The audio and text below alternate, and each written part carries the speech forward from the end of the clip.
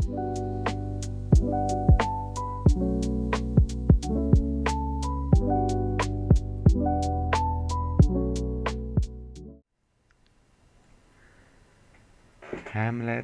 by William Shakespeare. Act 2, Scene 2, a room in the castle. Enter King, Queen, Rosencrantz, Guildenstern, and attendants. King. Welcome, dear Rosencrantz and Guildenstern. Moreover, that we much did long to see you. The need we have to use you did provoke our hasty sending. Something have you heard of Hamlet's transformation? So I call it, since nor the exterior nor the inward man resembles that it was, what it should be, more than his father's death, that thus has put him so much from the understanding of himself.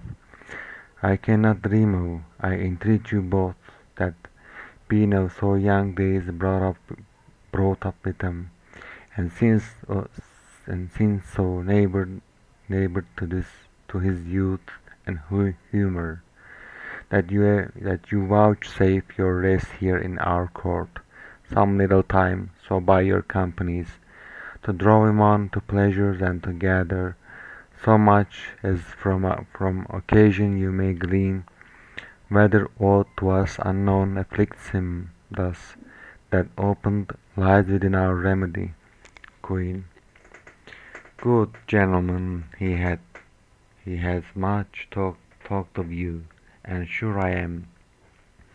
Two men there are not living to whom he more adheres.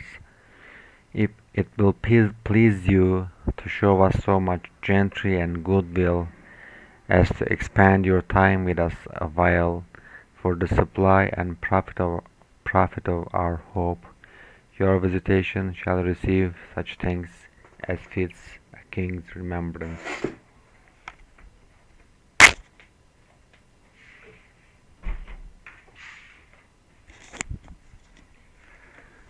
Rosencrantz. Both your majesties might, by the sovereign power you have of us, put your dead pleasures more into command than to entreaty. Guildenstern. We both obey, and here we give up ourselves in the full bent, to lay our service freely at your feet, to be commanded. King. Thanks, Rosencrantz and General Guildenstern. Queen. Thanks, Guildenstern and gentle Rosencrantz, and I beseech you instantly to visit my too much changed son. Go, some of you, and bring these gentlemen where Hamlet is. Guildenstern. Heavens make our presence and our practices pleasant and helpful to him. Queen. Aye, amen. Enter Polonius. Polonius. The ambassadors from Norway, my good lord, are joyfully returned. King. Thou still hast been the father of good news. Polonius.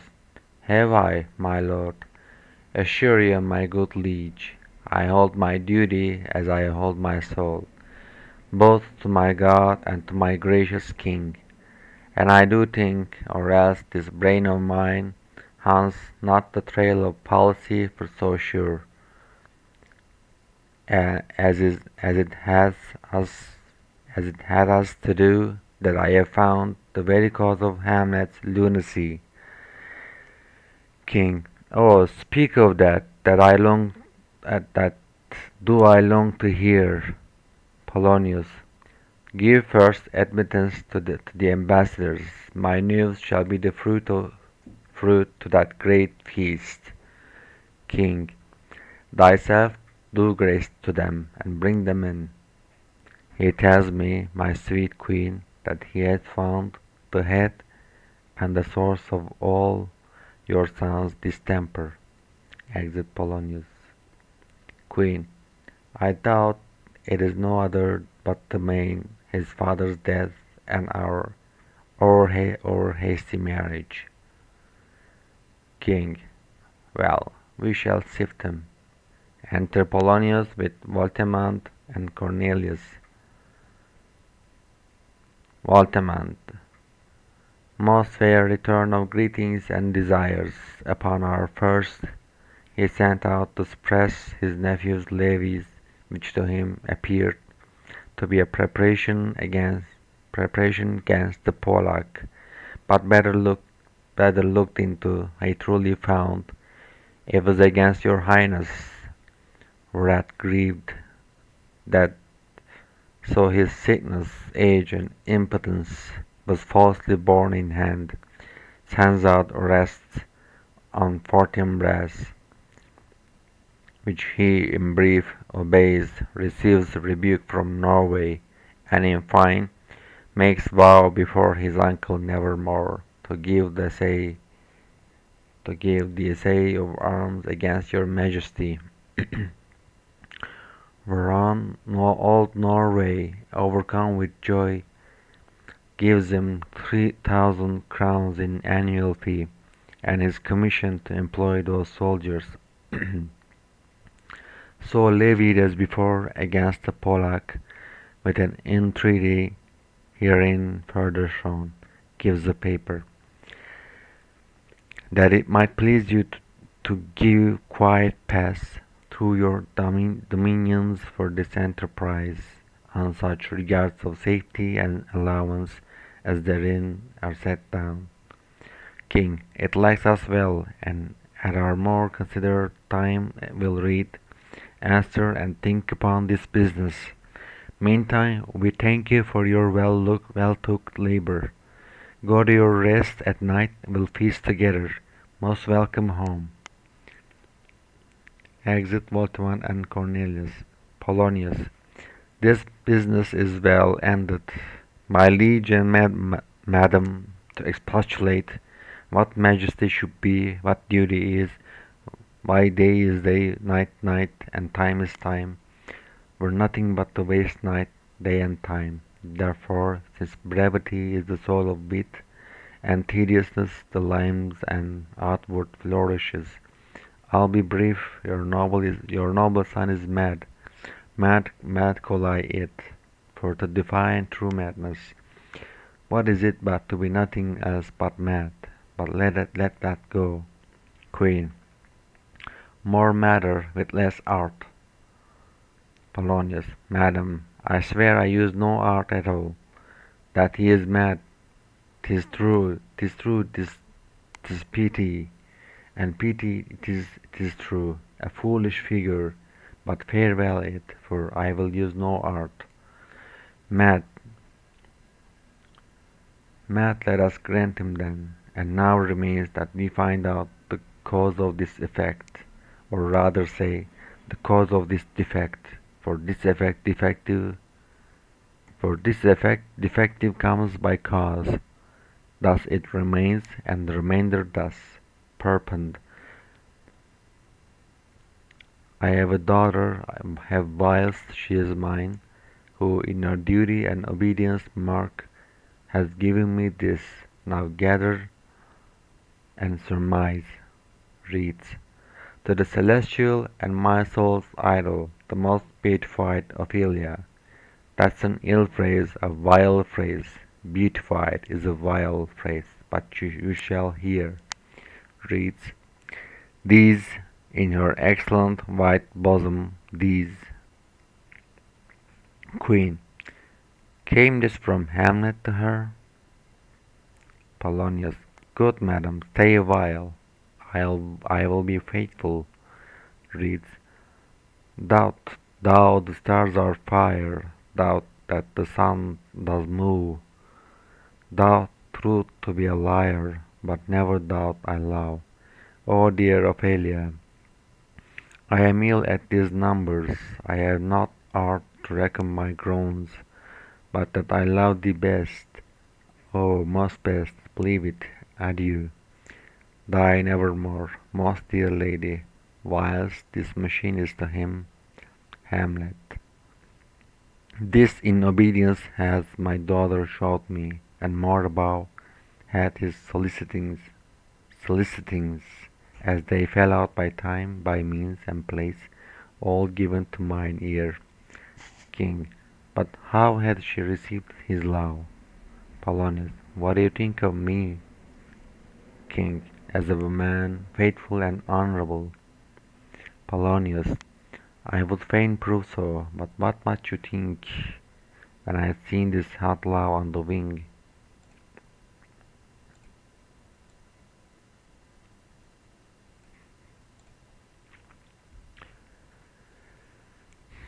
As Polonius. I would fain prove so, but what might you think when I had seen this hot love on the wing? As I perceived it, I must tell you that before my daughter told me, what might you, or my dear Majesty, your Queen here, think, if I played the desk or table book, or given my heart a winking, mute and dumb, or looked upon this love with idle sight, what might you think? No, I went round to work, and my young mistress thus I did bespeak. Lord Hamlet is a prince out of thy star. This must not be. And then our precepts gave her that should that she should lock herself from his resort, admit no messengers, receive no tokens, which done, she took the fruits of my advice, and he repulsed, a short tale to make, fell into a sadness, then into a fast, thence to a watch, thence into a weakness, thence to a lightness, and by this declension into the madness wherein now he raves, and all we wail for. King. Do you think this? Queen. It may be, very likely. Polonius. Take this from this, if this be otherwise. Points to his head and shoulder. If circumstances lead me, I will find where truth is hid, though it were hid indeed within the centre. King. How may we try it further? Polonius. You know sometimes he walks for 4 hours together, here in the lobby. Queen. So he does indeed. Polonius. At such a time I'll lose my daughter to him, but be you and I behind an arras then. Mark the encounter, if you love her not, and be not from his reason fallen thereon. Let me be no assistant for estate, but keep a farm and carters. King. We will try it. Enter Hamlet reading. Queen. But look where sadly the poor wretch comes reading. Polonius. Away, I do beseech you both away. I'll ward him presently, or give me leave. Exit King, Queen, and attendants. How does my good Lord Hamlet? Hamlet. Well, God of mercy. Polonius. Do you know me, my lord? Hamlet. Excellent well, you are a fishmonger. Polonius. Not I, my lord. Hamlet. Then I would you were so so honest a man. Polonius. Honest, my lord? Hamlet. Aye, sir, to be honest, as this world goes, is to be one man picked out of 10,000. Polonius. That's very true, my lord. Hamlet. For if the sun breathed maggots in a dead dog, being a good kissing carrion, have you a daughter? Polonius. I have, my lord. Let her not walk in the sun. Conception is a blessing, but not as your daughter may conceive. Friend, look to it. Polonius. How say you by that? Aside, still harping on my daughter, yet he knew me not at first. He said I was a fishmonger. He is far gone, and truly in my youth I suffered much extremity for love, very near this. I'll speak to him again. What do you read, my lord? Hamlet. Words, words, words. Polonius. What is the matter, my lord? Hamlet. Between who? Polonius. I mean the matter that you read, my lord. Hamlet. Slander, sir, for the satirical slave says here that old men have grey beards, that their faces are wrinkled, their eyes purge in thick amber and plum tree gum, and that they have a plentiful lack of wit, together with most weak hams. All which, sir, though I most powerfully and potently believe, yet I hold it not honesty to have it thus set down. For you yourself, sir, you should be old as I am, if like a crab you could go backward. Polonius aside, though this be a madness, yet there is method in it. Will you walk out of the air, my lord? Hamlet, into my grave? Polonius, indeed, that is out of the air. Aside, how pregnant sometimes his replies are, a happiness that often madness is on, which reason and sanity couldn't so prosperously be delivered of. I will leave him and suddenly contrive the means of meeting between him and my daughter. My honourable lord, I will most humbly take my leave of you. Hamlet, Hamlet, you cannot, sir, take from me anything that I will more willingly depart withal, except my life, except my life, except my life. Polonius, fare you well, my lord. Hamlet, these tedious old fools. Enter Rosencrantz and Guildenstern. Polonius, you go to seek the Lord Hamlet. There he is. Rosencrantz to Polonius. God save you, sir. Exit Polonius. Guildenstern, my honored lord. Rosencrantz, my most dear lord. Hamlet. Hamlet, my excellent good friends, how dost thou, Guildenstern? Rosencrantz, good lads, how do ye both? Rosencrantz, as the indifferent children of the earth. Guildenstern, happy in that we are not over happy. On fortune's cap we are not the very bottom. Hamlet, nor the soles of earth's shoe. Rosencrantz, neither, my lord. Hamlet, then you live about her waist or in the middle of her favours? Guildenstern, faith, her privates we. Hamlet, in the secret parts of fortune? Oh, most true, she's a strumpet. What's the news? Rosencrantz, none, my lord, but that the world's grown honest. Hamlet, then is doomsday near, but your news is not true. Let me question more in particular. What have you, my good friends, deserved at the hands of fortune, that she sends you to prison hither? Guildenstern, prison, my lord? Hamlet, Denmark's prison. Rosencrantz, then is the world one? Hamlet, a goodly one, in which there are many confines, wards, and dungeons, Denmark being one of the worst. Rosencrantz, we think not so, my lord. Hamlet, why then 'tis none to you, for there is nothing either good or bad, but thinking makes it so. To me it is a prison. Rosencrantz, why then your ambition makes it one, 'tis too narrow for your mind. Hamlet, O God, I could be bound in a nutshell, and count myself a king of infinite space, were it not that I have bad dreams. Guildenstern, which dreams indeed are ambition, for the very substance of the ambitious is merely the shadow of a dream. Hamlet, a dream itself is but a shadow. Rosencrantz, truly, and I hold ambition of so airy and light a quality that it is but a shadow's shadow. Hamlet, then are our beggars' bodies and our monarchs and outstretched heroes the beggars' shadows. Shall we to the court? For by my faith I cannot reason. Rosencrantz and Guildenstern will wait upon you.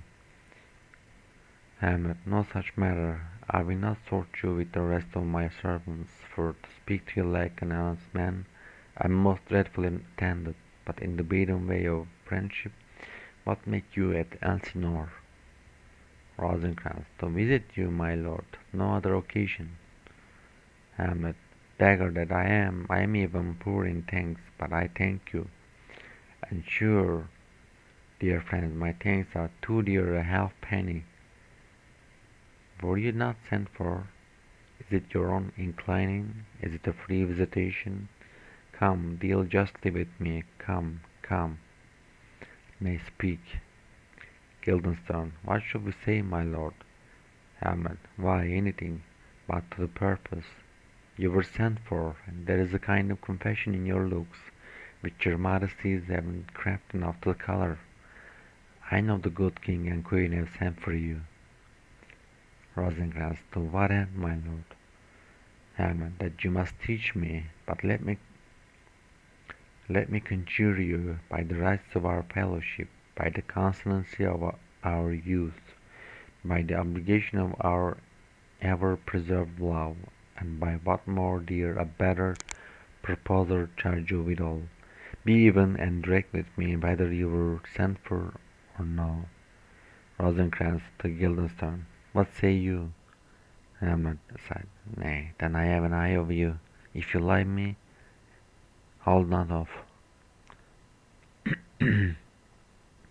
Guildenstern, my lord, we were sent for.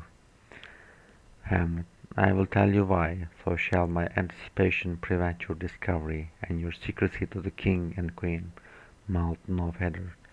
I have of late, but wherefore I know not, lost all my mirth, forgone all my old custom of exercises, and indeed it goes so heavily with my disposition that this goodly framed earth seems to me a sterile promontory. This most excellent canopy at the air, look you, this brave overhanging firmament, this majestical roof fretted with golden fire, why, it appears no other thing to me than a foul and pestilent congregation of vapours. What a piece of work is man, how noble in reason, how infinite in faculties, in form and moving, how express and admirable, in action how like an angel, in apprehension how like a god, the beauty of the world, the paragon of animals, and yet to me what is this quintessence of dust? Man delights not me, nor woman neither, though by your smiling you seem to say so.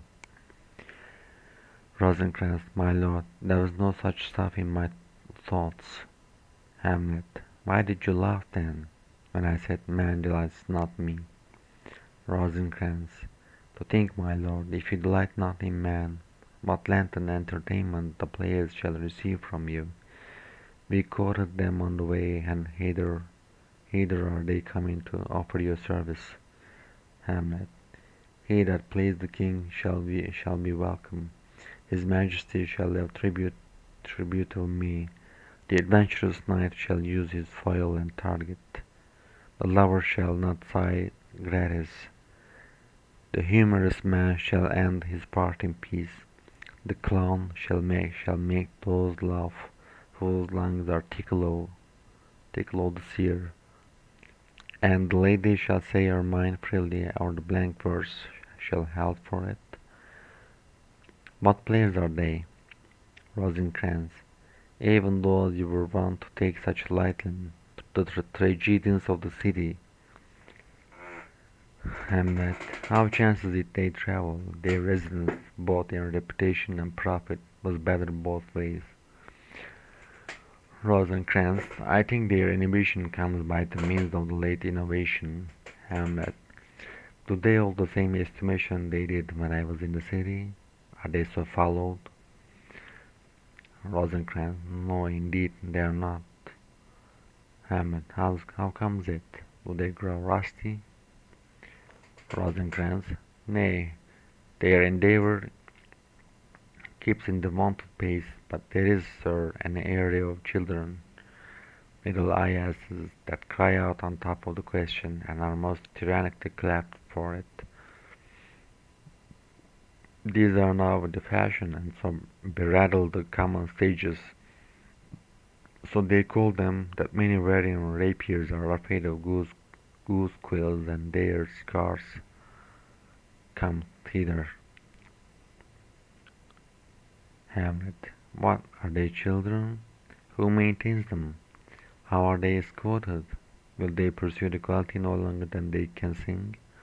Will they not say afterwards, if they should grow themselves to common players, as it is most like, if their means are no better, their writers do them wrong to make them exclaim against their own succession?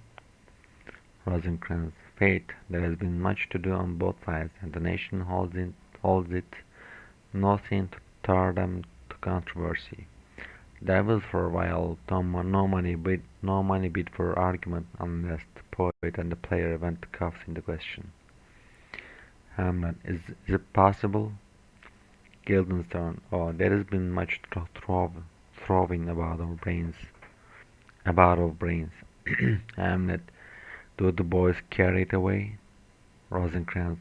Aye, that they do, my lord. Hercules and his load too. Hamlet. It is not very strange, for my uncle is king of Denmark, and those that would make mouths at him while my father lived give 20, 40, 50, 100 ducats apiece for his picture in little. Splat, there's something in this more than natural, if philosophy could find it out. Flourish of trumpets within. Guildenstern. There are the players. Hamlet. Gentlemen, you are welcome to Elsinore. Your hands come. The appurtenance of welcome is fashion and ceremony. Let me comply with you in this garb, lest my extent to the players, which I tell you must show fairly outward, should more appear like an entertainment than yours. You are welcome, but my uncle father and aunt mother are deceived. Guildenstern. In what, my dear lord? Hamlet. I am but mad north-northwest. When the wind is southerly, I know a hawk from a handsaw. Enter Polonius. Polonius. Well be with you, gentlemen. Hamlet. Hark you, Guildenstern, and you too, at each ear a hearer. That great baby you see there is not yet out of his swaddling clouds. Rosencrantz. Happily is the second time come to them, for they say an old man is twice a child. Hamlet. I will prophesy he comes to tell me of the players' market. You say right, sir, for the Monday morning 'twas so indeed. Polonius. My lord, I have news to tell you. Hamlet. My lord, I have news to tell you. When Roscius was an actor in Rome. Polonius. The actors are come hither, my lord. Hamlet. Buzz. Polonius. Upon my honor. Hamlet. Then came Shakespeare on his ass. Polonius. The best actors in the world, either for tragedy, comedy, history, pastoral comical, historical pastoral, tragical historical, tragical comical, historical pastoral, scene scene individual, or poem poem unlimited. Seneca cannot be too heavy, nor Plautus too light, for the love of wit and the liberty. These are the only men. Hamlet. O Jephthah, judge of Israel, what a treasure hadst thou! Polonius. What treasure had he, my lord? Hamlet. Why, one fair daughter, and no more, the which he loved passing well. Polonius. Aside. Still on my daughter? Hamlet. Am I not in the right, old Jephthah? Polonius. If you call me Jephthah, my lord, I would daughter that I love passing well. Hamlet. Nay, that follows not. Polonius. What follows then, my lord? Hamlet. Why, as by lot, God wot, and then, you know, it came to pass as most like it was. The first drop of the pious chanson will show you more. For look where my abridgment comes. Enter 4 or 5 players. You are welcome, masters, welcome all. I am glad to see thee well. Welcome, good friends, O my old friend. Thy face, thy face is balanced since I saw thee last. Comest thou to bear me in Denmark? Comest thou to bear me in Denmark? What, my young lady and mistress? By your ladyship is nearer to heaven than when I saw you last. When I saw you last, by the altitude of the Chopin. Chopin. Pray God, your voice like a piece of uncurrent gold, be not cracked within the ring. Masters, you are all welcome. We'll even to it like French falconers, fly at anything we see. We'll have a speech straight. Come, give us a taste of your cruelty. Come, a passionate speech. First player, what speech, my lord? Hamlet, I heard thee speak me a speech once, but it was never acted, or if it was, not above once, for the play, I remember, pleased not the million. 'Twas caviar to the general, but it was as I received it, and yet and others, whose judgments in such matters cried in the top of mine. An excellent play, well digested in the scenes, and set down with as much modesty as cunning.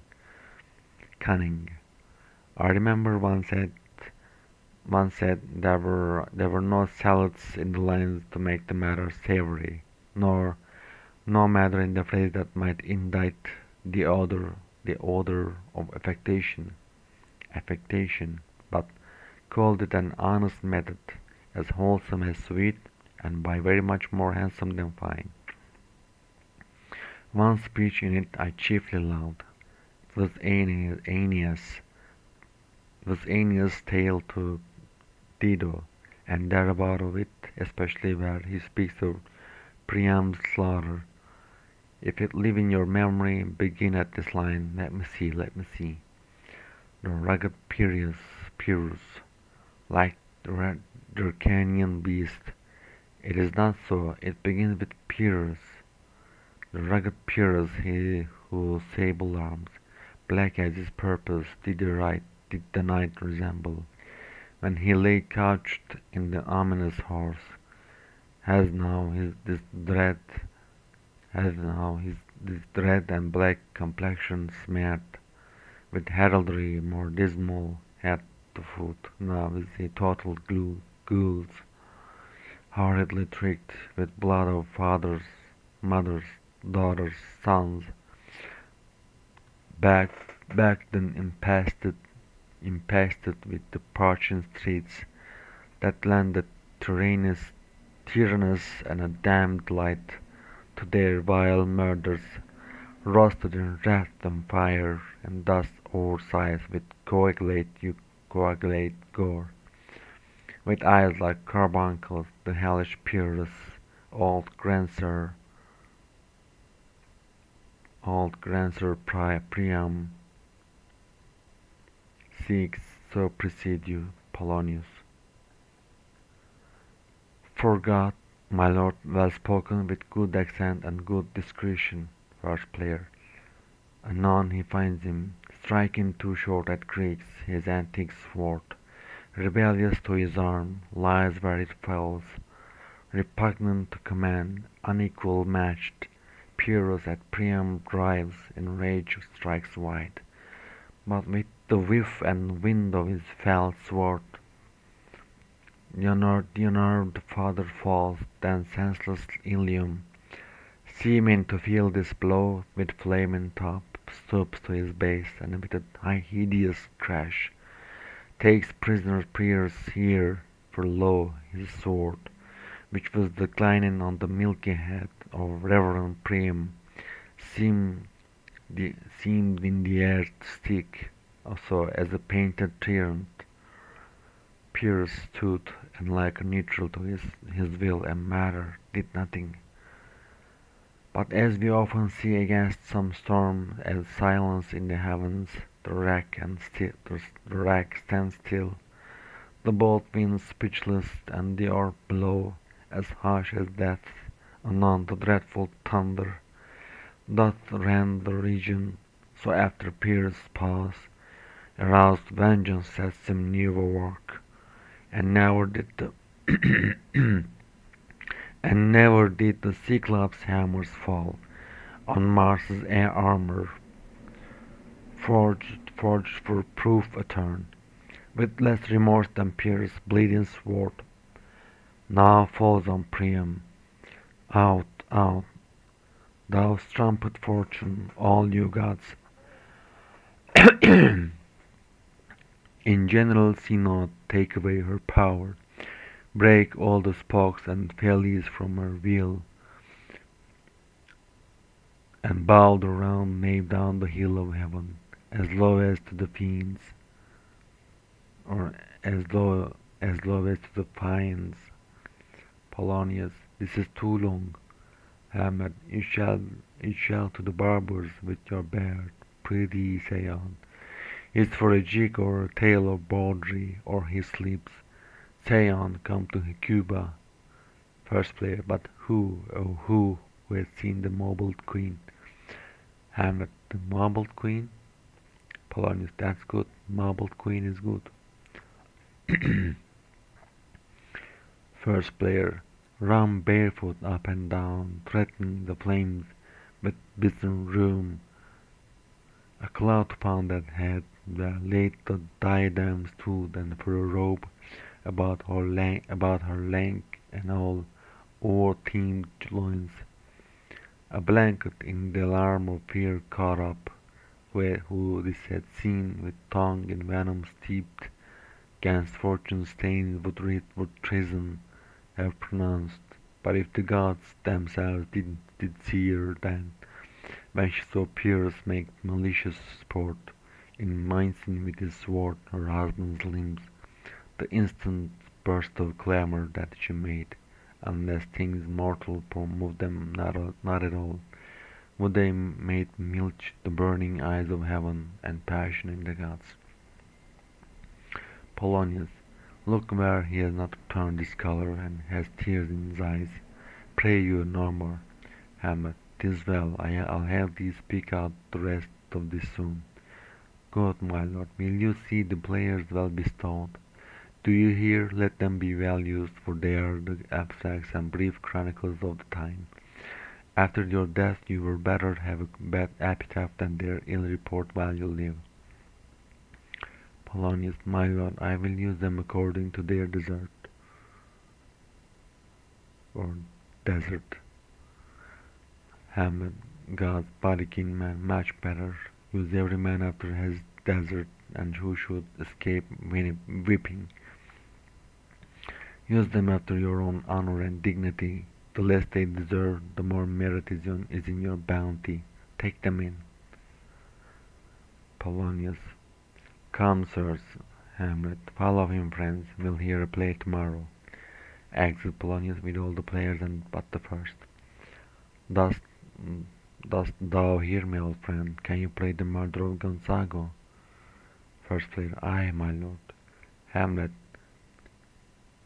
will have tomorrow night. Could you? You could for a neat study a speech of some dozen or 16 lines, which I would set down and insert in it. Could you not? First player, aye, my lord. Hamlet, very well. Follow that lord, and look you mock him not. Exit first player. To Rosencrantz and Guildenstern, my good friends, I'll leave you till night. You are welcome to Elsinore. Rosencrantz, good my lord. Exit Rosencrantz and Guildenstern. Hamlet, aye, so God be with you. Now I am alone. Oh, what a rogue and peasant slave am I. Is it not monstrous that this player here, but in a fiction, in a dream of passion, could force his soul so to his own conceit, that from her working all his visage wound, tears in his eyes, distraction in suspect, a broken voice, and his whole function suiting with forms to his conceit, and all for nothing, for Hecuba. What's Hecuba to him, or he to Hecuba, that he should weep for her? What would he do? Yet the motive and the cue for passion that I have, he would drown the stage with tears, and cleave the general ear with horrid speech, make mad the guilty, and appall the free, confound the ignorant, and amaze indeed the very faculties of eyes and ears. Yet I, a dull and muddy-muddled rascal, speak like John of Dreams. I'm pregnant of my cause, and can say nothing. No, not for a king, upon whose property and most dear life a damned defeat was made. Am I a coward?